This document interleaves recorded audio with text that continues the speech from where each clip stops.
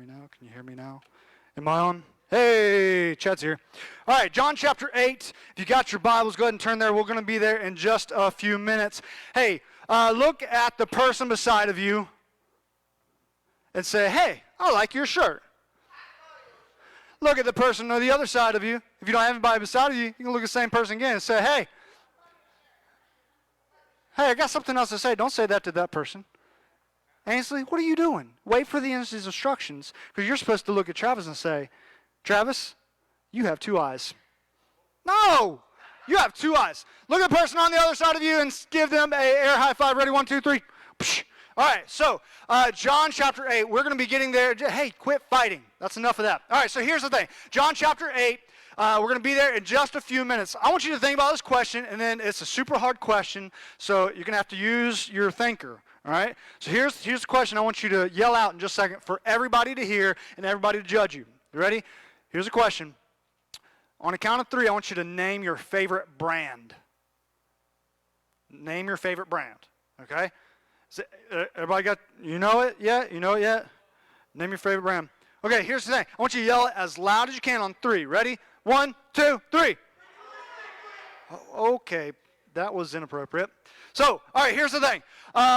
We all the time have brands that are completely just kind of looking at us, and they are trying to motivate us to purchase and to buy their product, right? So we have these brands, and they kind of cater toward like athletic people, like Nike and Adidas, and what's another one? Under Armour, yeah. And then we have like these outdoorsy brands, and they sell like boots and like these cargo pants. They're coming back in. Oh, let's hope not, please. All right, what's like an outdoorsy brand? Eddie Bauer, REI, Columbia. I was about to say that PFG thing, but that's Columbia, isn't it? Costa, yeah, got all these guys, and so they just they cater to that. Billions of dollars every single year go to the branding and the marketing of these organizations because they want to prove to you that they are the best at what they sell. All right, so I've got a couple things here that I want to put up on the screen. Not yet. Don't put it up yet. I want to give a slogan, and I want you to yell out what you think that brand name is. You ready? 2 days or less, lightning fast shipping. Amazon. Good. All right, nice. Next one. Always low prices, always. Hey, I heard it. Walmart. Walmart, good job. You ready for the next one? Yell it out if you can. Yell it out loud. Free music streaming. Spotify, nice. Good job. All right, this one's my favorite. We didn't invent the chicken. Matter of fact, we don't sell chicken. I'm just kidding. No, yeah, Chick-fil-A. We didn't invent the chicken. We just invented the chicken sandwich, right? So they were saying, hey, we got chicken. So, in week 1 of this series, Love, Hate, we asked this question at Super Point, and I want every single one of us to catch this question and be able to answer that question. And that question was, does anybody remember? What do I want to be known for? What do I want to be known for? I want you to take like 15 seconds, and I just want you to internalize that question, and I want you to answer that question to yourself. What do I want to be known for? You got 10 seconds left. We're going to be silent.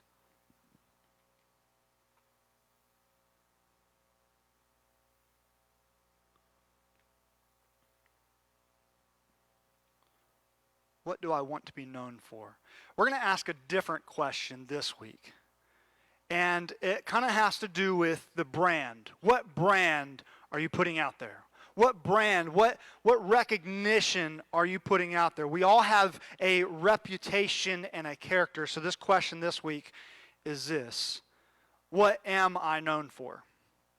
What am I known for? Because there's two differences in those two questions. the very first question is kind of like that end of life question, like, who do people know what do they know that I was for? What am I doing with my life? Or what have I done with my life? The second one kind of has the idea of, what impact am I currently making? What is my reputation right now? What kind of branding or marketing for myself am I putting out there right now? And those two are great questions to ask. I would say the very first one, what do I want to be known for, is something that we are striving to be. The second question is who we are right now. So what's the difference between those two? Who are you right now, and who are you, or what are you wanting to be known for? So we are often trying to find the answer to that second question. Hopefully we know that second question. So when you answer that question, most of us probably fall into one of three categories. Number one is this category. We are known for something that we have done in our past, and we think that we are trying to overcome our past. Maybe you fit into that category. The second category is this. We are known for the good things that we have done. So the first one is we have done something wrong in our past, and we are trying to overcome that. The second one is we have done something good, and maybe that's not all we are all the time. And so maybe we're just kind of living on this high. And then the third one is, unfortunately, what I think probably a lot of us fall into, and that is this category. We haven't really done anything horrific or heroic. We haven't done anything horrific or heroic, and so we are known for nothing. We're just kind of here. Just kind of like taking up space and breathing air. Well, I think we're breathing air. Some of our masks are suffocating us, but... So I want you to think about the assumptions of the reputations of the following people. So don't yell anything out, because sometimes we have a tendency to think badly about some of these topics. All right, so just fill in the blank. All right, got it? Don't yell anything out. I just want you to think it in your brain. Don't say it out loud. Every rich kid is blank. Don't say it. Don't say rich. That's dumb. That's repetitive. Don't say anything after these, okay? Every rich kid is blank. Don't say anything. Another one. Every cheerleader is blank. Every black person is blank. Every white person is... Don't say anything. Everyone who wears Thrasher t-shirts are skaters, right? Nope, just kidding. Everybody who does TikTok challenges is... Don't say anything. Don't say anything. Can't do it. Usually, we don't fill in those blanks with the most positive things, because the very first thing that came to your mind probably is not something very good. But why do we do that? Because we hate when somebody makes an assumption about us. Why do we do that with other people? Again, we kind of led off with talking about these brands and about these people that have these things that are just automatically known about them, or what they're trying to perceive from other people. But in John chapter 8, there's this story. And I want to go ahead and turn there if you haven't already. John chapter 8, a story about how Jesus responded when put in a situation where he was made to judge someone quickly. Jesus was made to judge someone real quickly. All right, so John chapter 8, let's begin reading in verse 3. We ready to go? If you're there, say, yep. All right, John chapter 8, verse 3 says this: the scribes and the Pharisees, they brought a woman who had been caught in the act of adultery. And placing her in the midst, they said to him, "Teacher, this woman has been caught in the act of adultery. Now, in the law of Moses commanded us to stone such women. So, what do you say?" This they said to test him, that they might have some charge to bring against him. Jesus bent down and wrote with his finger in the ground. And we're going to stop there for just a second. What's going on here is there's these religious leaders. All the time, they're just trying to attack Jesus and try to catch Jesus into doing and saying something that they thought he was going to do. Because they didn't believe he was God. They didn't believe he was the perfect Son of God, the Messiah that had come to save the entire world. They didn't believe that. They thought he was some sort of trickster, somebody that was just kind of coming in and telling all these lies and somehow getting away with doing a lot of this stuff. So they tried to trick him. They brought this woman who was caught, it says, in the middle of the act of adultery, and brought her before Jesus and said, "You know what the law of Moses says. We should stone her. What do you say we should do?" That's a tough situation, right? Because in that moment, Jesus was told, judge her, right? Bring judgment upon her. So let me ask you this question. What do you think you would have done? If you were in the place of Jesus, how would you have responded internally or maybe externally to that situation? Again, you don't have to necessarily share it, but what would you have done? How would you have responded? I'll tell you what, some of the things that came to my mind was I probably would have grabbed my phone and said, "Hey, did you just hear about what this person did?" You know, we could gossip about it. We can automatically place judgment upon them. But in the moment of condemnation, shame, and guilt, Jesus forgives her and then challenges her.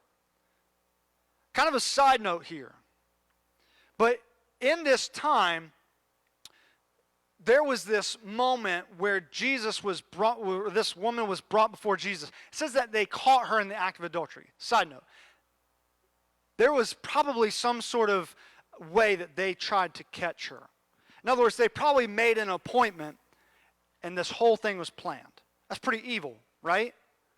But that's the situation that they found themselves in. They were so desperate to try to trap Jesus and trick Jesus that they brought this type of evil in before Jesus.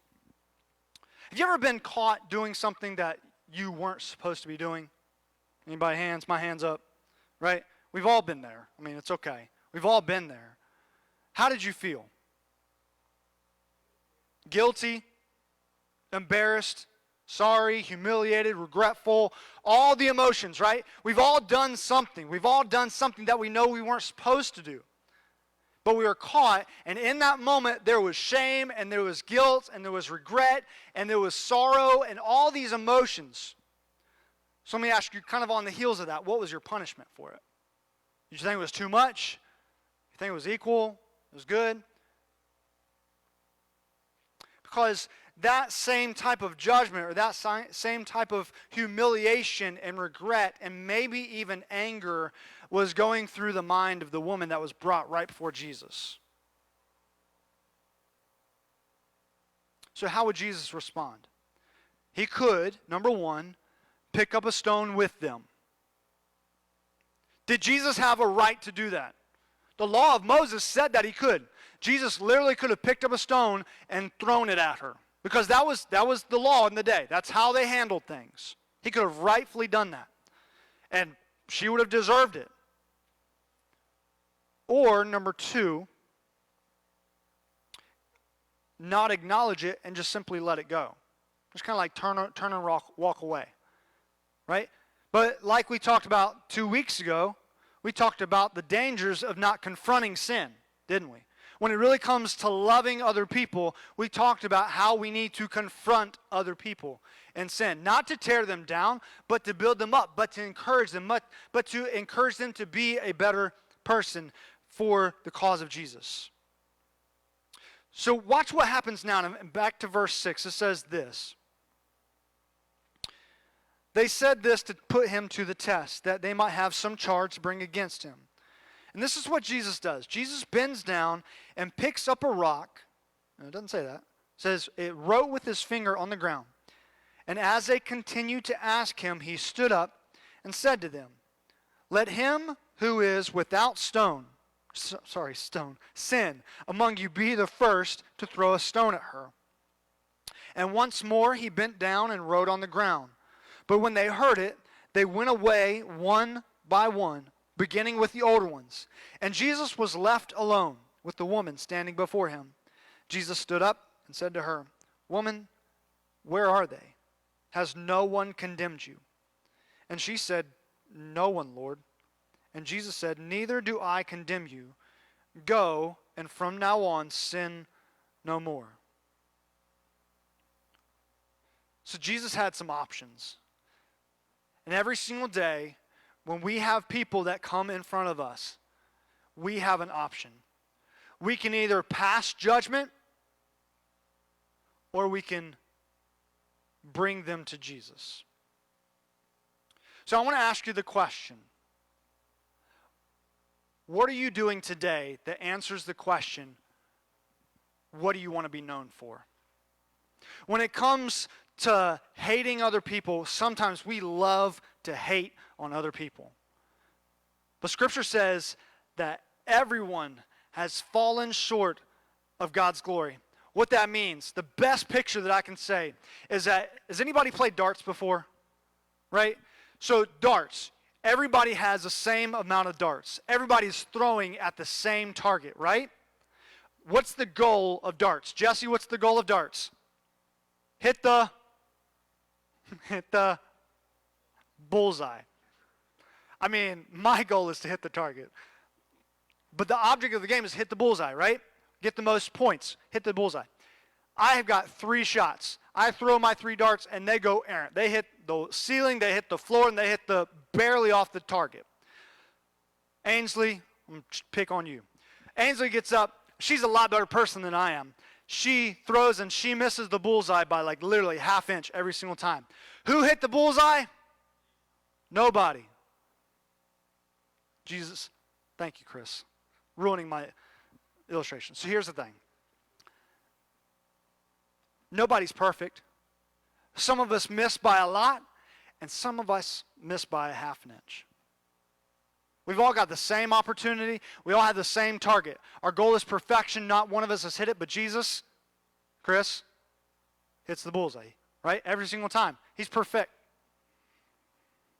So in this moment, Jesus says, look, not one of you. And so he reaches down and writes something in the dirt. And we don't know what it is. A lot of people can conjecture about it. A lot of people can guess and say, he started writing the sins of all the people around. We don't know what he said.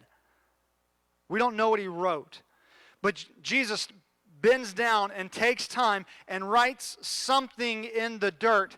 And it says one by one. Does anybody catch who begins leaving first? He says starting with the oldest, they begin to leave.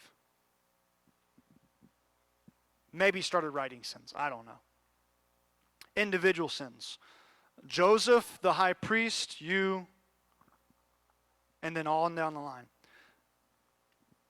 What was Jesus saying? Not one of you have the right to pick up a stone. Why? Because not one of you are perfect.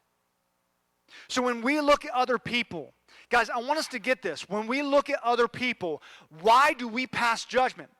Why do we say, I can't believe what you did. I can't believe what they smoked, what they drink. I can't believe who they hang out with. I can't believe why they do those things. I'm a good Christian. I go to church. Why do we pass judgment? Instead of looking at them with the eyes of judgment, we should be looking at them with the eyes of Jesus. Jesus looked down at her. He got literally in her humiliated state. She was laying on the ground. I can imagine just making a mud pile with her tears out of the shame and out of the regret. Jesus gets down in the dirt with her.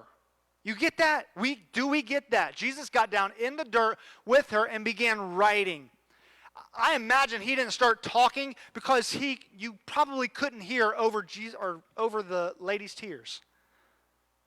But he got down with her and wrote in the dirt so that she could see what he was writing. And if we begin to look at other people with the eyes of Jesus, if we begin to fill in the blanks of how people are to be seen in the eyes of Jesus. But I want us to notice one other thing. Just as important as what Jesus said is what he did not say. So when Jesus looked at this and he said, or when we look at this and where Jesus says, woman, where are they? Has no one condemned you? She said, no one, Lord. And Jesus says, Jesus doesn't say, all right, you're free to go. He doesn't say that. He doesn't say, well, no stones around here to be thrown, so go ahead. Go, you're out of here. You're free. You don't have to be, your captors are no more. He doesn't say that. What does Jesus say? He says, neither do I condemn you. Go, and from now on sin no more. He did not say you're free to go. He said this, go and sin no more. Because he reached down in the dirt, wrote something, got down in the dirt with her, and then says, now get up. You don't belong down there. You get up, but don't just stay in this place of humiliation and regret. He says, go and what? Everybody say it out loud. Sin no more. He challenges them. He challenges me and challenges us. Do not stay in the place. Do not let people that you challenge or that you confront, do not let them stay in that place of humiliation and regret. Pick them up and don't just say, go free. You challenge them to say, go and sin no more. No matter what you have done or what your reputation says about you, you can be forgiven. And the people that we come across every single day, they can be forgiven too. So do not look down on them. Do not judge them, even though they may be deserving of judgment, because we could be judged as well. You can be forgiven and you can have a new life in Christ just like they can. I love this song, or I love this band, 10th Avenue North. Probably one of the best, like, in-person live, what's the word? I can't think of the word. Yep, they sing in front of people. What is it called? I want to say conference, but it's not a conference. Concert! Dang it. Best in-person concerts that you've ever seen. But they wrote this song, and you've probably heard it. It's called You Are More. I just want to read the lyrics to you, okay? So here's the lyrics to this song. It says this, there's a girl in the corner with tear stains on her eyes from the places she's wandered and the shame she can't hide. She says, how did I get here? I'm not who I once was. I'm crippled by the fear that I've fallen too far to love. But don't you know who you are? What's been done for you? Don't you know who you are? You are more than the choices that you make. You are more than the sum of your past mistakes. You are more than the problems you create. You've been remade. The second verse says this. She tries to believe it that she's been given new life, but she can't shake the feeling that it's not true tonight. She knows all the answers and she's rehearsed all the lines, so she'll try to do better, but then she's too weak to try. But don't you know who you are? You are more than the choices that you've made. You're more than the sum of your past mistakes. You are more than the problems you create. You've been remade. Because this is not about what you've done, but what's been done for you. This is not about where you've been, but where your brokenness brings you to. This is not about what you feel, but what he felt to forgive you and what he felt to make you loved. So when answering the question, what am I known for right now, today? What are you known for? The answer is probably, I'm not as good as I think I am. I'm not as good as I think I am, because we all fall short of the glory of God. Every single stinking one of us. It says, for all have sinned and fallen short of God's glory. So when filling in the blank for others and who they are, let's begin seeing them just as Jesus did. Because Jesus, he didn't just see a prostitute. He didn't just see someone who was taken in adultery, somebody whose probably husband had died, and now she's just trying to make ends meet. She's lowered herself to something she never thought she would be. And I think that's what sin does to us. It makes us somebody we never thought we would be. And we find ourselves in a place of lowness, and we can't get up. We feel like people have their foot on our backs, keeping us pressed down into the dirt, and all we can do is cry. But Jesus gets down in the dirt with us, and he is riding in front of you at eye level because you're in the dirt. He is riding something. Sometimes we don't know what it is. Sometimes tomorrow we'll figure out what that something is. And I don't know when that tomorrow will be. And I don't know what he's writing. But tomorrow, and maybe even tonight, you will come across somebody that needs to see some handwriting in the sand. And you need to get down with them. And so instead of passing judgment, let's get down in the dirt with them. Let's stand them up. And let's challenge them to go out and sin no more. Why? Because I want to be known. I've got it written in my office. I want to be known as being a disciple maker. I want to be the best that I can be at making other people be the best that they can be. And so what does that mean? That means instead of seeing people like my flesh sees them as sinners, and I can't believe you did that, I now try to see other people the way that Jesus does. He says, I love you, and I love you, and I love you, and I love you, and I love you, and I love you. I died for you, and I died for you, and I died for you. Because at the foot of the cross, everybody's equal. We've all fallen short of the glory of God. We've all missed that bullseye. I'm nobody to be able to pick up a rock and throw it at you. I'm nobody. But yet Jesus has called me. He says, be like me. So I get down in the dirt and I say, come on, let's go. Let's get up. So I challenge you tonight to be that person. It's hard. Nobody likes to get dirty. Nobody likes to get down eye level with somebody in the dirt and to be like getting all muddy in their tears. But Jesus has called us to do that. So maybe you're here tonight and you say, Chad, that's me. I'm the one in the dirt right now. I've got sin in my life. And I don't know anywhere to go, but I just know that I feel this pressure on my back, something that's keeping me down in this sin. Jesus says, get up and sin no more. If you're a believer, you put your trust in him, and he says, get up and sin no more. Maybe somebody needs to be challenged tonight. Say, you need to get your butt in the dirt. You need to get your hands dirty. You need to go find that one that's in the dirt. And you need to challenge them to get up and go out and sin no more. So I'm going to pray for you that we would all be that person and seek it out. Because sometimes they aren't brought right before us and said, judge them. Sometimes we kind of need to figure it out. Like, dude, are you going through something right now? Is there something in your life that's not exactly right? Like, I feel like. So I'm going to pray.